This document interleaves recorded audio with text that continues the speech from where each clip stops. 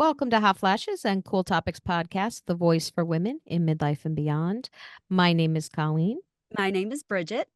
And on today's episode, Bridget and I spent the summer enjoying our summer, but we also spent it doing a lot of research on some of the newest information coming out on menopause because literally on a weekly basis, there is research popping up on menopause, the conditions surrounding menopause, the symptoms, the treatment. And we just felt like an episode kind of updating what we have discovered from personal experiences and what we've read through would be really helpful for it was helpful for us, so I'm pretty sure it's going to be helpful for you guys as well. So, Bridget, are you ready Yes. to talk menopause? Oh my goodness. Yes. And there was so much research done this summer, just like Colleen just said, so much new information, valuable information, helpful information. So we're going to get into it.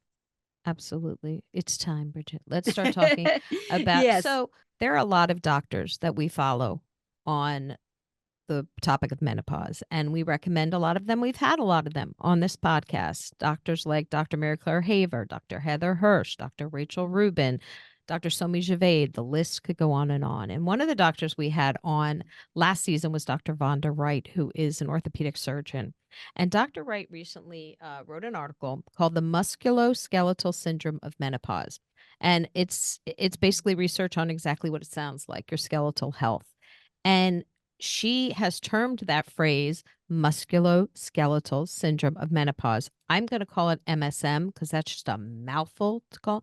She has kind of coined that phrase to address symptoms related to loss of muscle mass, loss of bone density, osteoporosis, osteoarthritis, and why it is so important for primary care physicians and orthopedic surgeons to be aware of the relationship between menopause and our bone health. This is a personal topic for me since I do have osteoporosis and I also have been diagnosed with osteoarthritis. So all of this, I was like, yes, that's me.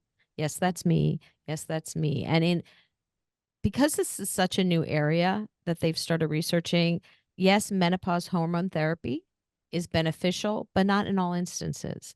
And so there is some question on some of it. And Bridget and I always want to give you the positive and the negatives, the full picture, because as we have mentioned before on this podcast, Bridget is on menopause hormone therapy. I am not. Now, neither of us have an issue with it. If I needed it, I would definitely take it. And I have been doing a lot of research this summer because of the proactive benefits of menopause hormone therapy. So we'll talk about that a little later. But just to get started, so MSM affects more than 70% of all midlife women.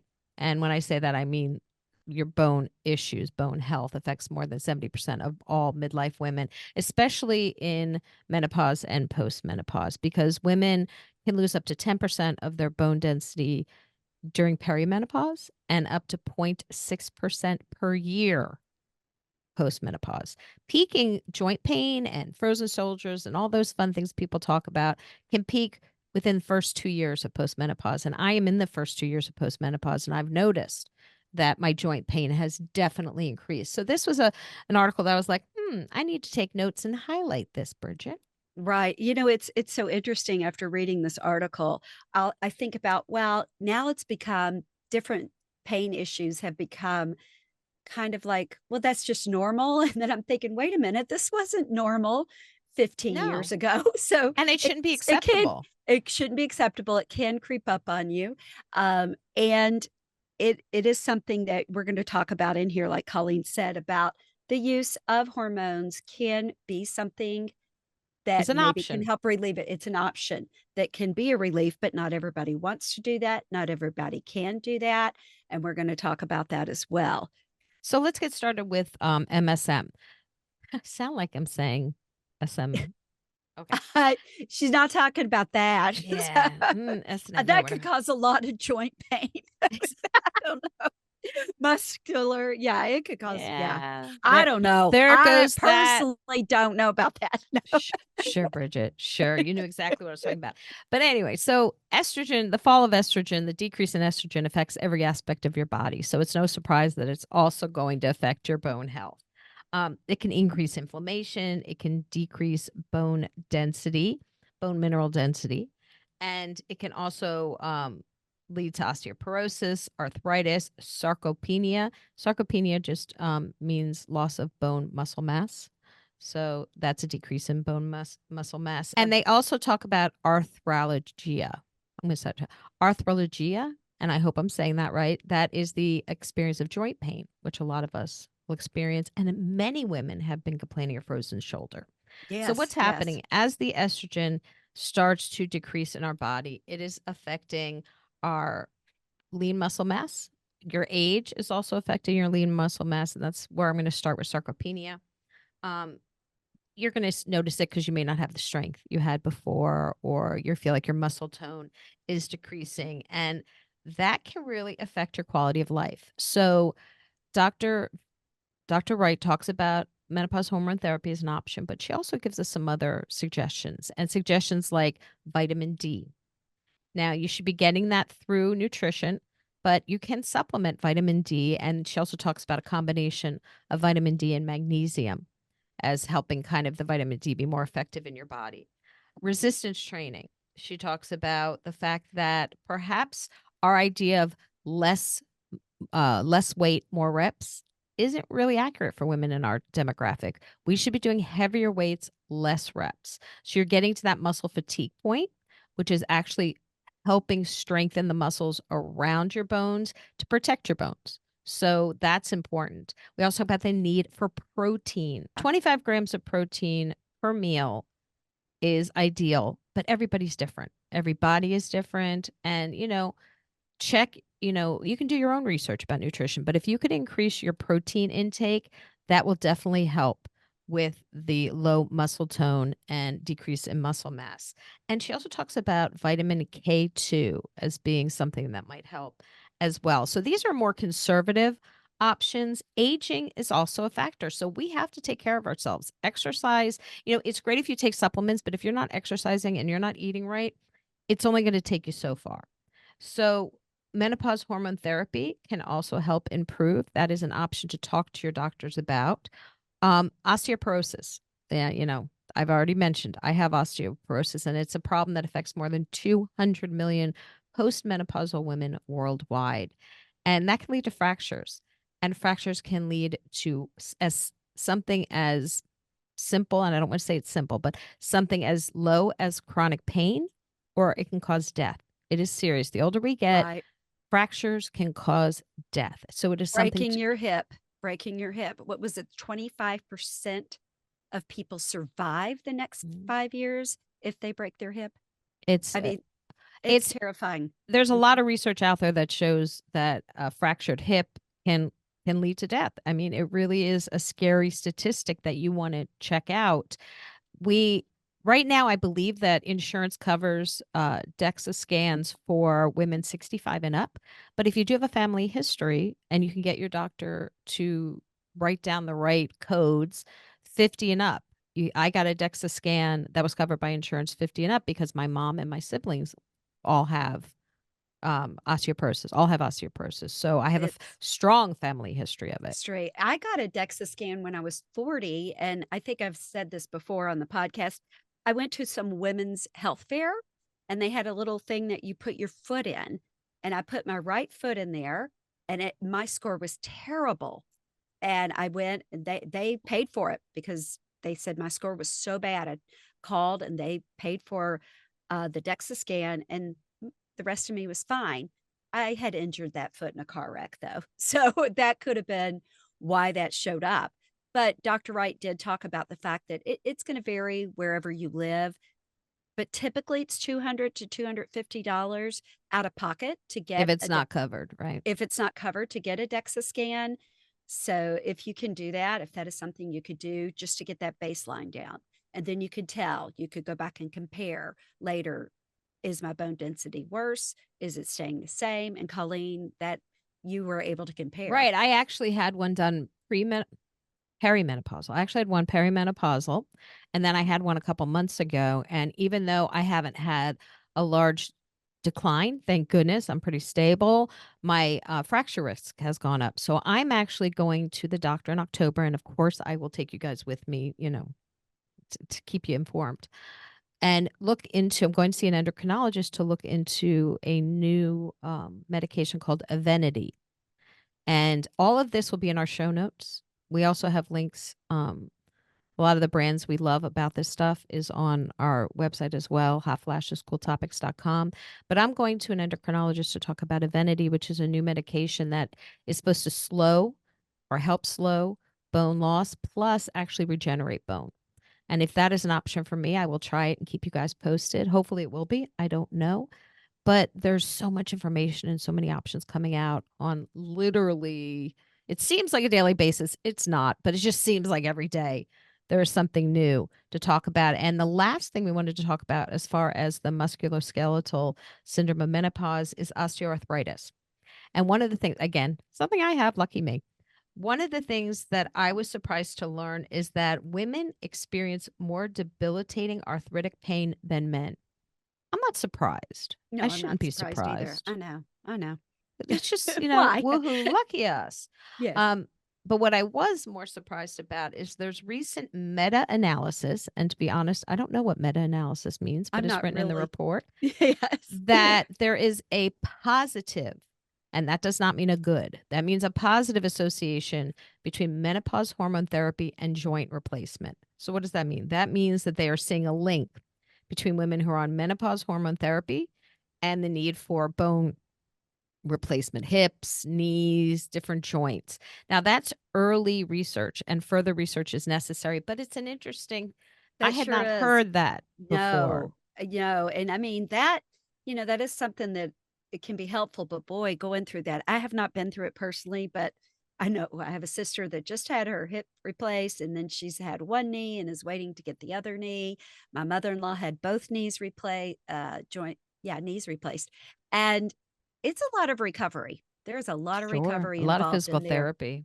Yes, involved. And, it does seem that people are wearing out. So that is now my sister was not on hormone therapy. So, I Mm. don't know what the They're saying there's you know, a yeah, positive link in the research, but that doesn't mean you have to be on right, MHT to. And when right. we say menopause hormone therapy, a lot of people will know it as hormone replacement therapy, but doctors are starting to say MHT, menopause hormone Right. therapy, They just kind of is use the umbrella. right. HRT is typically for someone that had early menopause or surgical menopause and they have to have their They are hormones literally replacing replaced. it. Right. Yes. Hmm. Another thing that was mentioned in the article is creatine. It's created naturally in your body from your kidneys, your liver, and your pancreas. But if there's a decrease in creatine, that can affect your bone health as well. So there are supplements out there that you can take. We have one listed on our Brands We Love page if you want to check that out. Including creatine has shown a positive bone mineral density for women. So it's another option. It's a conservative option that you can try. It's also been linked to some health with cognitive health as well. So there are so many things that we can be doing that are on we consider it like a spectrum. Your symptoms will dictate your family history will dictate your body, your side effects, all that. But it's a spectrum from very conservative to very aggressive. And everyone lies on a different part of that spectrum. But we want to make sure you have the information to answer your personal journey. So, take the pieces that work for you, go to the doctor, ask them about these. And again, if the doctor doesn't know, find another doctor. We talk about that all the time. Right. And Use the link, go to our website, click on that link, print the article out or just have it on your phone, show your doctor the article. exactly. And Mhm. follow the doctors that we recommend on Instagram. We recently did a seminar on the Modern Prairie app talking about these exact issues. And one of the things that Bridget and I recommended there, and I'd like to reiterate it here, is that you can go on some of these platforms, telehealth platforms, and not only seek treatment through them if you don't have a menopause specialist in your area, but also get free information on what's happening. They have blogs, they have research articles. We have them.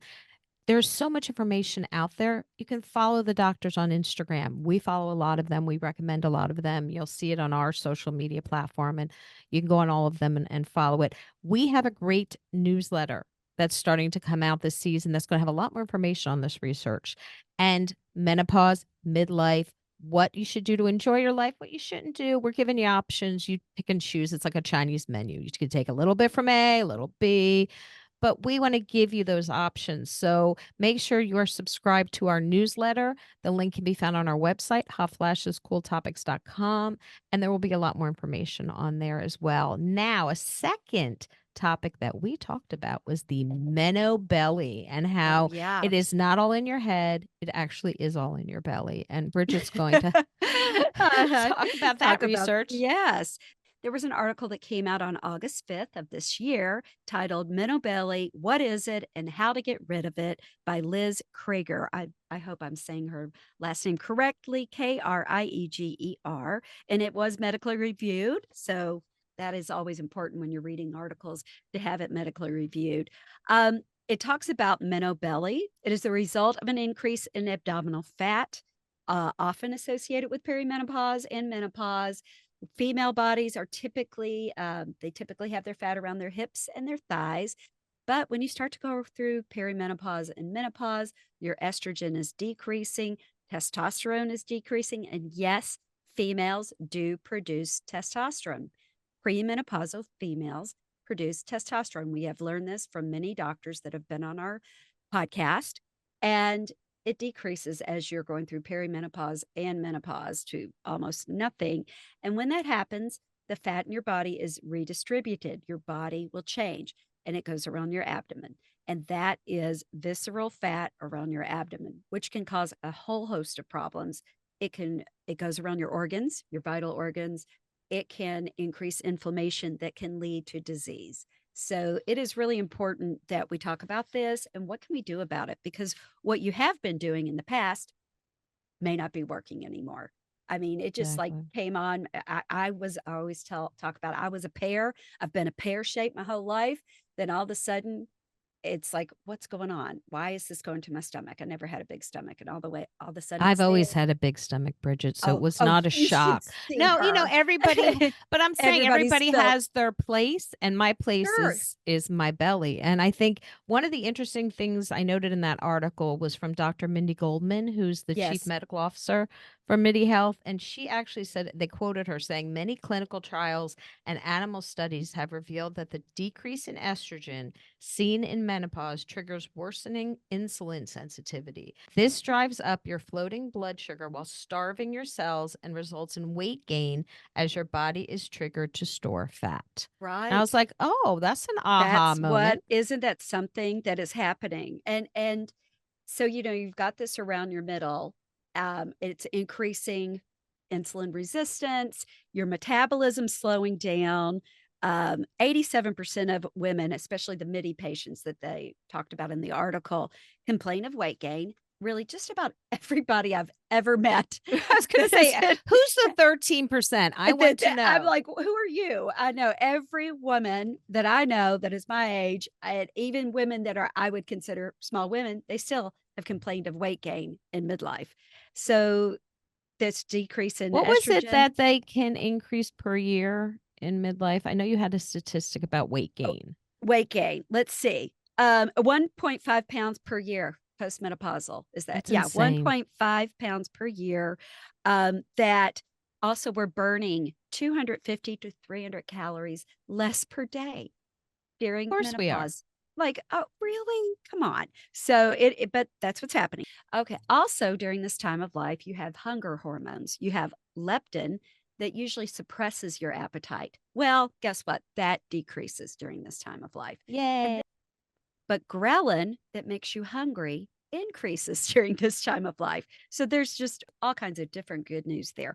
Also, you have sleep disturbances during this time of life. You could be having night sweats. You could just be waking up for no reason, which we hear a lot from 3 people. a.m. Yes. That's going to mess up your weight control during this time of life, because if you're not sleeping well and you're just trying to do anything to stay awake, sometimes you tend to eat to help you stay awake. So that's another thing. So what can we do about it? Well, just like Colleen was talking about in the last part of this episode, that she was talking about increasing muscle mass. That is so important. All of these things play a role. Increasing your muscle mass, physical activity, things that will help reduce cortisol in your body. Having enough protein, just like she was talking about earlier, having 1 to 2 grams of protein per kilogram. Okay, now we're pounds here in the US. We talk about pounds. So let's say you are 150 pounds. You want to have 70 to 140 grams of protein, or like Colleen was talking about earlier, 25 grams. Go for 25 grams of protein per meal. Now, one of the things I like to do, Greek yogurt, if you can eat yogurt, Greek yogurt, I always do non-fat Greek yogurt some of them have 18 to 20 grams of protein per serving. I add a few little pumpkin seeds on there, a bit of nuts to get it up to that 25 grams. Things like that are great. I I do know. like Ensure shakes, which Yeah. have protein in them. I'll Yes. do overnight oats with fruit Mhm. in it, we're just giving you options, people. Yes. Yeah. Things that have chicken, huge Yes. protein, lean Fish, meat, fish, beans. vegetables, beans, but do it when you're not going to be going out to dinner or something. Or you can build up a Build a tolerance tolerance, build a yes. tolerance to beans. They do say, I know red meat uh, in moderation or really low, like really, if you can try. I love red meat. I mean, I do. I love it, but I do try to limit it to once or twice a week. Just because I know I don't need all the other stuff in there. I don't need the cholesterol that comes along with that. I don't need that, but edamame is a great one. I love Love edamame. Oh edamame. my goodness. Don't love the salt that I put on the edamame. Oh, I know. You got to kind of kind of take that down a little bit, but adding protein powder is a great way too. If you're doing something, just sprinkling some protein powder. It's great to try to get it, without supplements, but if you have to supplement, that's something that you can do as well. But building your physical activity is really important too. There has been some research that was in this article as well that was surprising to me, but I understand that sometimes some research indicated that more than 40 minutes of your physical activity could increase your cortisol hormone in your body, which is something you don't want. Stress However, hormone goes right through. yes, yes. However, they did say that if you are doing things that you're doing them more than 40 minutes, you don't need to stop doing that. Like I go out and I play tennis. Now, when I'm playing tennis, you're stopping and you're starting. You're stopping and you're starting. It's not like it's 40 continuous minutes of moving. If you go for a nice walk, a lot of times I'm out walking and I walk for over 40 minutes. That is okay. But also just your sleep issues. I talked about that earlier. We talk about that could help a whole host of issues during this And time we've of had a life. few experts on to talk about sleep hygiene and how to Right. improve it. And they really recommend. I know it's hard to get rid of the phone for like an hour before bed, but if you can limit your screen time, don't eat spicy foods before you go to bed. Don't exercise before you go to bed. Try to relax, maybe read a Trying to have a book. routine. It said, so many say save the bedroom for sex and sleep. Like, I See, I have a can't do television. that. I have a I can't. television, but I don't watch it. I rarely watch the television in my bedroom. Now, my old house, I did. This house, I don't. Only if I'm sick. The only Mm. time I ever have that TV on is if I've just gotten my COVID or my oh my goodness, your husband had it, the thing like chicken Oh, pox. shingles. Shingles. When I had my shingles and my COVID vaccine on the same day, I had to spend the day in bed. That's the only time I really turn on And that what about television. hormone replacement therapy? Yeah. Menopause hormone therapy Well, for weight. yes. I mean, that was another thing. Now, I'm just telling you my personal experience, and I love We my are not my doctors. we are not doctors. So this is my personal experience with that. I am on menopause hormone replacement. I've been on it probably, I don't know, 5 or 6 years now. You will pull that. I will be buried with this patch on. I will be buried with this patch on. So I am not giving this up. I did not find that it helped me in the area of weight loss. Okay. I didn't. That is me personally. It may affect other people differently. It did help my mood a lot. It did help me stop the hot sweats, hot That's flashes, hot flashes. But and then it did help me want to exercise more because I wasn't drenched just turning around, and I literally would be drenched sweeping my floor before I was on menopause hormone replacement. However, I personally didn't find it help, but it has been different people, it has helped. So according to that study, it has helped. And there's So, also obviously the introduction of all the semaglutides. You got oh yes, Ozempic, you've got Wegovy, Wegovy, Manjaro, and that is an individual choice. A lot have comorbidities that the semaglutides can help diabetes, cardiovascular things like that. But when you're taking them, because it's so new, be aware of you can actually lose muscle mass from it. So you want to make sure you're strength training alongside that. You want to always check if you're having any stomach issues. There's been some side effects with stomach problems. So know that, you still have to take care of yourself. You can't just do a shot and expect everything to, lose weight and be healthy. You still have to keep your body strong and healthy. So you still have to be exercising and eating well. But it is another option that has been introduced, and some of our doctors highly recommend it. They say it's great. So right, that is an right. option you I can mean, do they as well. say obesity is an epidemic, and if it can help curb that and lead to a healthier, longer life, then that is really important. But also, just in the whole scheme of things with this Meno-Belly, the issue is to be healthy. It's not to be thin or skinny. You want to be Exactly. healthy. And if you can get rid of that visceral fat that is causing the inflammation, that is causing damage to your internal organs, that's the most important thing. It's not this number on a scale. It is not fitting into whatever dress size. It's to feel good about yourself, to have a healthy, longer life. And healthy longer life. So remember that part. It even though I lost weight, and I talk about this, I did lose weight, 30 pounds over the past year. I've kept it off. I'm not starving myself. I am not the weight that I was when I was younger. I'm still heavier than I was, but I feel really good about myself. And they talk about in the article your happy weight. I feel like I'm at my happy weight right Good. now. And that's very important to me. Again, it's so much more than a number on a scale. It's how you feel, and are you eating healthy, and are you taking care of yourself? Are you giving yourself mental breaks? It's emotional, it's physical, it's psychological. It's so many factors. There's research out there now that's saying sometimes women, when they're going through menopause, will actually lose their healthy fat and have an increase in unhealthy white fat in which extra calories are stored. So you're going to learn more. We'll keep you posted on what we learn, but it's not in your head. It actually is happening, and there are options that you can address and explore, and we'll have more experts on for the podcast to talk about that.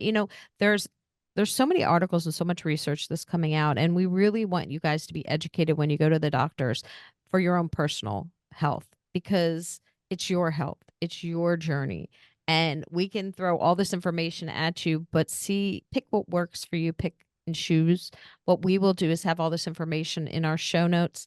Also, again, check out the brands we love that we have. We'll have different brands that we use and different products that we use that really have helped in our personal menopause journeys, as well as a lot of the people that are guests that we speak with. And we have some amazing guests coming up this season. So make sure you're following us on all forms of social media, and you are subscribed to our newsletter, which you can do very easily at hotflashescooltopics.com.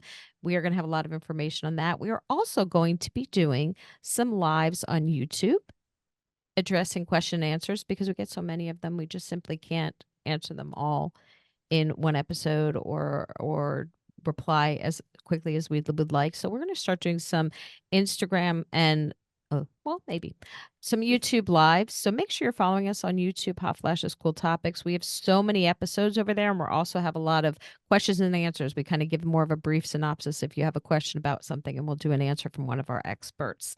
Thank you so much for listening. Bridgett, did I forget anything? I don't think so. Just, make sure you listen, rate, review, follow us on all forms of social media. And there have been some incredible articles and research done this summer. And we'll have those in the links. But can you also talk about that little download button on Apple Podcasts? Because I Oh, always forget. yes, yes. So on Apple Podcasts, things have changed a little bit. So if you go to our podcast, make sure you follow our show and hit the download button. There's like the three little dots. Hit that, hit download. That way you will be sure that you won't miss a single one of our episodes, because sometimes you might be busy the day that they come out. So just hit that, and then you can listen to it whenever you want. It'll be saved there. So they did change that. So make sure you're following us on that podcast. And it makes all the algorithms happy if you rate and review and, just follow our stories. Just like Colleen said, we're going to add little questions. We'd love to hear from you. With questions too. So make sure you're sending us an email at hotflashescooltopics@gmail.com. If there's anything that you would like answered, we will do the research, we will find the expert, and we will find an answer for you. Thank you for listening. We hope this updated you on some of the menopause research for this summer. We'll have more experts on this coming season to talk about more specific information. Until then, have a great week, guys. We'll talk to you next Wednesday. Thanks for listening. Bye.